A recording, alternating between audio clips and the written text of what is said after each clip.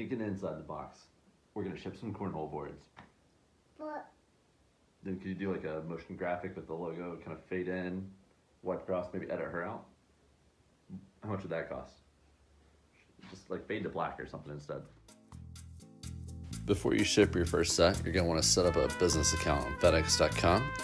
To do that, you're going to exit full screen on this video and, oh look, there's a subscribe button. Let's click it. Let's turn on notifications so that way we're notified about the future videos, and then go over to Instagram and give us a follow at Moss Boards and at Burley Bags. Creating your account online is pretty self-explanatory, but I do suggest saving your account number as a contact on your phone so it's easy to reference whenever you go to the FedEx store and have them create your shipping labels for you. It'll just build to the card that you have on file. As you saw, FedEx said you'd save about 20% by shipping with your account. Here's a price before and after with shipping with my account, and I'm saving about 40%. That doesn't suck. So I prep my boards by putting them face to face with a layer of bubble wrap in between them. I wrap the boards about 2 times with bubble wrap. Then I secure the bubble wrap in place using some shrink wrap. This also helps keeping the boards from shifting and damaging themselves inside the box. It's not a bad idea before shooting a video for YouTube to make sure you have enough of a product and don't have to swap over to the super wide shrink wrap looking like some sort of freaking amateur. For your first time shipping, a great box choice is going to be the Home Depot large heavy duty moving box. Heavy duty means it's double corrugated, so you're getting twice as much protection for only an extra $1.50. You're going to need 2 of these boxes. Since every inch matters whenever you're shipping, it's a good idea to trim the flaps on these boxes to make them fit your boards. I have a 1x3 equivalent frame, so I am trimming 2.5 inches off my flaps to make my flaps 7.5 inches wide, which means my box is going to be 7.5 inches wide, and it's going to fit pretty well. After cutting the flaps, you're going to need to cut off the box seam so your box is now the necessary length, so you can have 2 matching flaps in the ends. So now take one of your boxes and have the label facing up. You're going to use a straight edge to make the flaps in the end, and then once you've got your flaps established, you're going to take a blade and just cut off the corners. I highly suggest a very dull box cutter. It's nice and humbling and also just really jazzes up your YouTube video.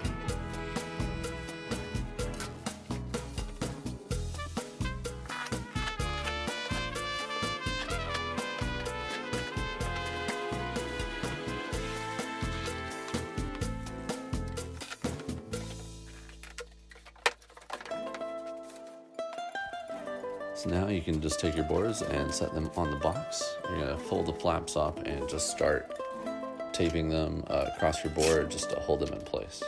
Then you're going to want to take some tape and tape them across the seams and just basically get all the flaps folded up around your boards on the first box.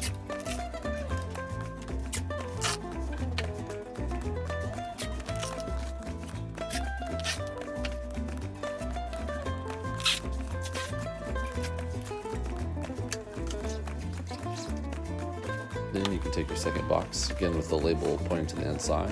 You can see now I'm going to have a nice brown box.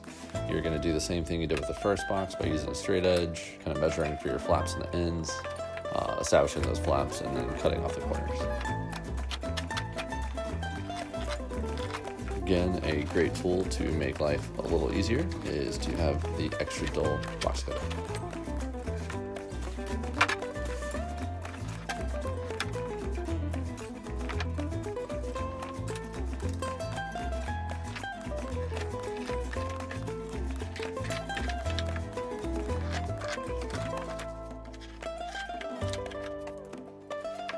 Now that you made your flaps for the second box, you can just swing it to where the end is hanging off of your bench, and you're going to repeat the process where you're folding the flaps for your second box down over the first box, and you're going to more securely tape this, so you'll probably wrap the box a few times.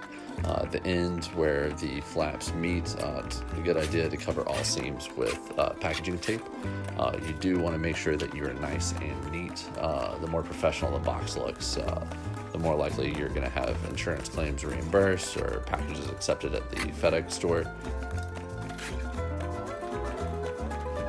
So we're probably starting to notice that this video is getting a little long. I want you to know that This has taken me about 25 minutes to box up these boards, which is my absolute best using this method. I think you should expect about 45 minutes for your first time. I need you to understand that time is definitely money here, and you should do this no more than 1 or 2 times before you swap over to a more legit box, which I'm going to cover here in a minute. But once you get all the flaps taped down for your second box, you're going to go through the seams for the second box and just cover them with packaging tape. Again, just try to be as neat as you can. Just try to pull the box in as far as any sort of flare outs. They will measure from the widest part of the box, so this will keep your dimensions a little tighter, which will save on your shipping costs a little bit.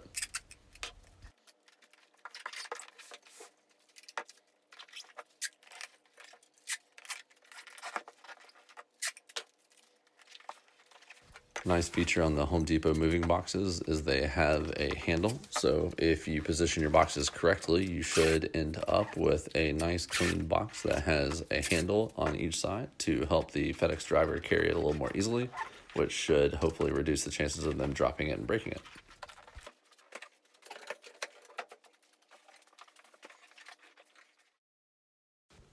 All right, easy as that. We're all done. We got a beautiful box and we shipped it for way less than we thought we were going to. Next time we have to ship a set of cornhole boards, it'll be easy, but we're not going to use that method. We're going to go on Amazon, buy a 10-pack of boxes that are pre-made at 24 by 48 by 8-inch side loading. It's going to take about 5 minutes to box them up, if even that. And the box costs about twice as much as the Home Depot box. It's a pretty good option until you have the volume to get some custom boxes made way less.